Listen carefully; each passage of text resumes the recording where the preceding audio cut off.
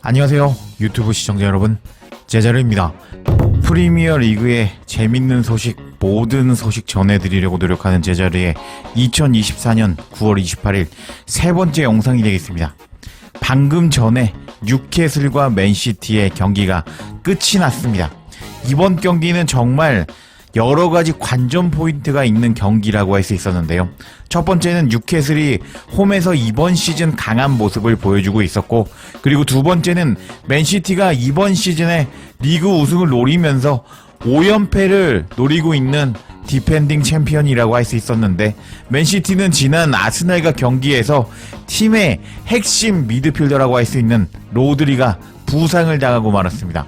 그렇게 로드리가 없이 이번 어려운 뉴캐슬 원정을 떠나야 되는 맨시티라고 할 수 있었는데, 이런 상황에서 양 팀의 라인업이 공개가 되었습니다. 맨시티는 에데르손 키퍼, 그바르디올, 아칸지, 디아스, 카일 워커 포백, 코바치치, 리코 루이스, 그릴리시, 긴도안, 베르나르도 실바, 홀란드의 4-2-3-1로 나왔고, 맨시티가 점유율 59% 먹고 슈팅 8개, 유효 슈팅 3개를 날리면서 이제 어려운 뉴캐슬 원정임에도 불구하고 좋은 경기력을 보여줬습니다. 그리고 뉴캐슬도 홈에서 만만치 않았습니다. 전반에 슈팅 6개 그리고 유효 슈팅 2개 날리면서 뉴캐슬도 홈에서 강한 모습을 보여주었습니다. 그리고 전반에 선제골을 넣은 팀은 맨시티였습니다.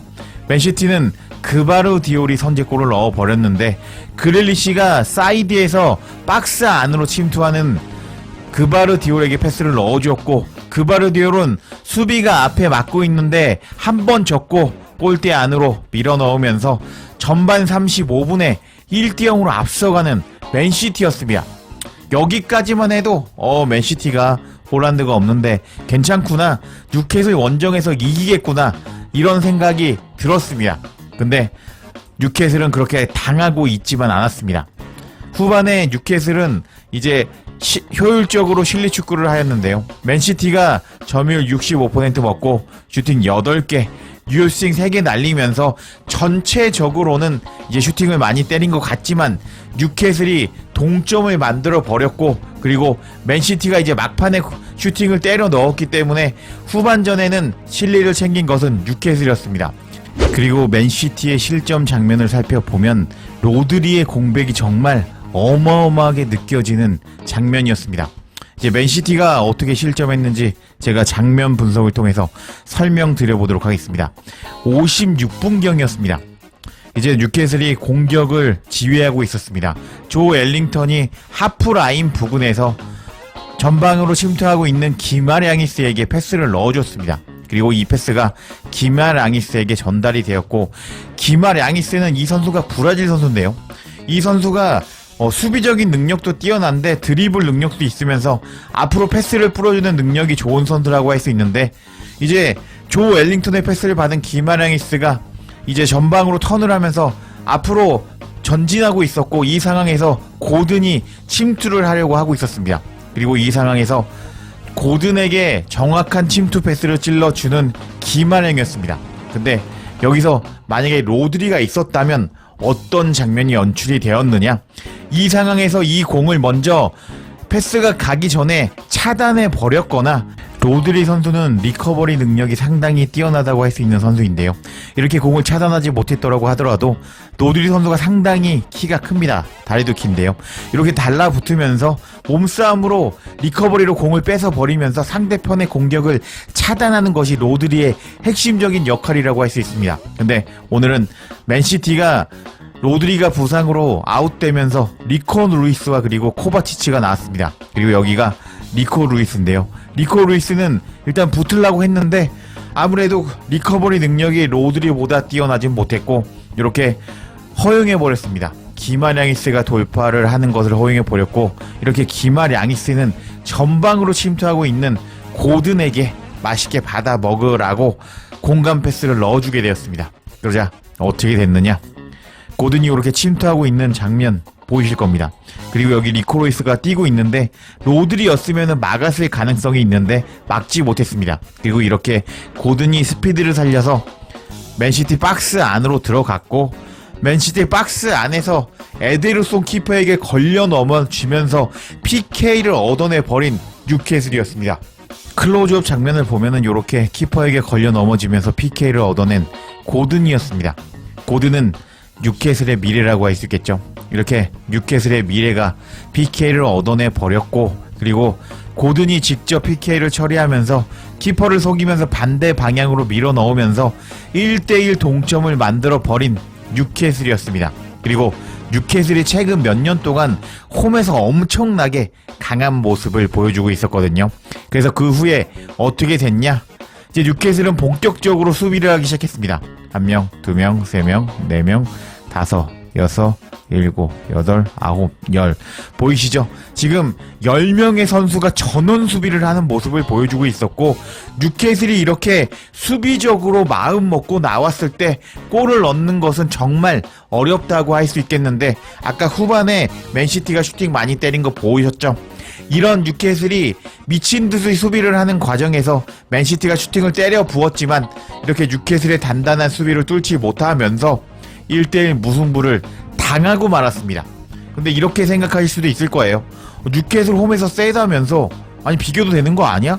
이렇게 생각할 수도 있는데, 맨시티가 어떤 팀입니까? 맨시티는요, 지금 이번 시즌 리그 우승을 노리는 팀 중에 하나입니다. 5연패를 도전하는 팀이거든요. 리그 5연승을 도전하는 맨시티라고 할 수 있는데, 이렇게 로드리의 공백이 확실히 드러나 버리면서 선제골을 넣었음에도 불구하고 앞서가는 상황에서 우위를 지키지 못하고 1대1 동점 상황으로 끌려가게 되었고, 그리고 결국 무승부를 당해버리면서 승점 2점을 날려버리고 말았습니다. 그리고 중요한 것이 뭐냐면요, 아스날은 이번 라운드에서 홈에서 레스터를 상대하게 됩니다. 정말 2점을 날려버리면서 아스날보다 훨씬 앞서갈 수 있었는데 꼬여버린 맨시티라고 할 수 있겠습니다. 근데 로드리가 없다고 이렇게 비긴 거 맞아? 이렇게 의문을 가질 수 있는 분들이 계실 건데요. 그래서 제가 통계를 가지고 왔습니다. 이 로드리가 있었을 때 로드리의 활약상과, 그리고 오늘 경기 3선 미드필더로 나왔던 리코 루이스, 그리고 코바치치의 수비 스탯을 설명드리면서 제가 로드리의 공백이 얼마나 컸는지 알려드리겠습니다. 이 로드리의 스탯은 챔피언스 리그 인터밀런과 경기에서 로드리가 풀타임으로 뛰었던 경기 스탯입니다. 이 스탯을 살펴보면요, 로드리는 수비적인 역할을 잘해주고 있었는데 걷어내기 한 번, 헤더 클리어 한 번을 하면서 일단 잘해주고 있었어요, 수비적으로. 그리고 리커버리 횟수가 무려 9번을 기록했습니다. 그리고 지상볼 경합을 8번 시도해서 4번 성공하면서 몸싸움에서도 밀리지 않는 로드리였습니다. 근데 오늘 선발로 나왔던 리커 루이스의 수비적인 스탯을 볼까요? 걷어내기 한 번, 헤더 클리어 한 번, 리커버리 2번을 기록하면서 리커버리 능력에서 로드리보다 압도적으로 떨어지는 리커 루이스였습니다. 그리고 코바치치의 수비적인 스탯을 보면은 걷어내기는 2번 하는 모습을 보여줬고, 리커버리는 4번 하는 모습을 보여주었지만 두 선수가 합해서 6번을 하는 모습을 보여주었는데, 로드리가 있었을 때는 9번을 혼자 리커버리를 하면서 공을 뺏는 모습을 보여주면서 로드리의 공백이 얼마나 컸는지를 알 수 있었던 이번 맨시티 경기라고 할 수 있겠습니다. 그리고 제가 아까 실점 장면 분석해드렸잖아요. 리코 루이스가 붙어 있었는데 로드리가 기마량이스한테 붙어 있었다면은 이렇게 실점하지 않았을 가능성이 높았을 수 있는 맨시티라고 할 수 있겠습니다. 그래서 이번 경기는 이렇게 1대1로 끝이 나게 되었고, 과르디올라 감독은 울상을 짓게 되었는데, 왜 가르디올라 감독이 울상이 되었는지, 지금 이번 경기 맨시티는 무승부를 당해버리면서 4승 2무 14득 6실점을 기록하면서 현재 승점 14점으로 리그 1위에 랭크되어 있지만, 원래 맨시티는 이번 시즌에 우승 후보였습니다. 아스날보다 우승할 확률이 더 높다고 많은 전문가들이 예측하고 있는 우승 후보였는데, 지금 아스날이 11시부터 레스터와 경기를 하게 되거든요, 홈에서. 그래서 이길 가능성이 높기 때문에 지금 아스날과 초반부터 치열하게 우승 경쟁을 해야 되는 상황에 빠졌다고 할 수 있겠습니다. 결국 로드리의 공백이 엄청나게 큰 것이 증명이 되었던 이번 경기라고 할 수 있겠습니다. 그리고 이렇게 로드리가 없이 다 이긴 뉴캐슬 원정 경기에서 무승부를 당해버리자 맨시티 팬들은 분노하며 다양한 반응을 보여줬습니다. 그럼 맨시티 팬들이 어떤 반응을 보였는지 관련 반응 바로 알아볼까요? 멍청한 군대 같으니 하면서 다 이긴 경기 무승부를 당해버리자 분노하는 맨시티 팬이 있었습니다. 그리고 우리는 족밥 클럽인가봐 라면서 우리는 작은 클럽이야 하면서 맨시티를 비난하는 팬도 있었습니다. 그리고 오늘 스톤스를 수비형 미드필더로 쓰라고 하면서 왜 스톤스를 수비형 미들로 안 썼냐 하면서 펩의 선수 기용에 대해서 비난하는 팬도 있었고, 이거 아스날 우승각 나왔는데요 하면서 이게 아마 아스날 팬 같거든요. 맨시티 트위터까지 와서 일단 아스날 우승이다 라면서 맨시티를 조롱하는 아스날 팬이 등장하기도 했습니다. 그리고 다음 반응을 살펴보도록 하겠습니다. 로드리랑 더브라이너 없이는 우리는 우승 못할 것 같습니다 하면서 로드리가 없자 공백이 컸다고 인정하는 맨시티 팬이었고, 그리고 이 반응은 재밌었는데요. 펩 아웃, 펩 꺼져 라면서 로드리 없으니까 못 이기냐 라면서 뭐 이럴 일은 없겠지만 펩 가르디올라 감독을 경질하라는 팬도 있었습니다. 그리고 다음 반응도 살펴보면요. 오늘 혼란 또 안 보이는데요 하면서 홀란드가 잘할 때는 잘하는데 못할 때는 안 보이는 모습을 보여주는데 그 점에 대해서 지적하는 맨시티 팬이 있었고요. 로드리가 없는 맨시티는 어려운 경기를 했고 이것은 당연한 결과야 라면서 제가 이번 경기 로드리가 없어서 맨시티가 엄청나게 고전했고 그 실점 장면에서 로드리가 있었다면은 실점하지 않았을 장면이라고 말씀드렸는데 맨시티 팬도 같은 반응을 보여주고 있었습니다. 그리고 아스날 유니폼을 입고 온 아스날 팬이 자신의 사진을 같이 올리면서 예스 맨시티 이겼다 라면서 맨시티 팬들을 조롱하고 있었고, 그리고 이제 다음 반응을 보면요. 로드리 없이는 우리는 우승할 수 없습니다 하면서 맨시티는 로드리 빨이었구나 라면서 로드리의 공백에 안타까워하는 팬도 있었고요. 로드리 FC냐고 라면서 로드리가 없으니까 아무것도 못하고 이기는 경기 비겼다고 비난하는 팬도 있었습니다. 이렇게 펩 가르디올라의 핵심 미드필더라고 할 수 있는 로드리가 이번 경기에 결장하자 뉴캐슬이 홈에서 센 건 맞거든요. 근데 이번 시즌 디펜딩 챔피언으로 리그 우승을 하려면은 뉴캐슬 원정에서 승점을 따야 했던 맨시티라고 할 수 있었는데 이렇게 맨시티는 무승부를 당해버리고 말았고 승점 2점을 날려버리면서 지금 아스날과 어려운 리그 우승 경쟁 체제에 돌입하고 말았습니다. 11시에 아스날이 이길 겁니다 아마도.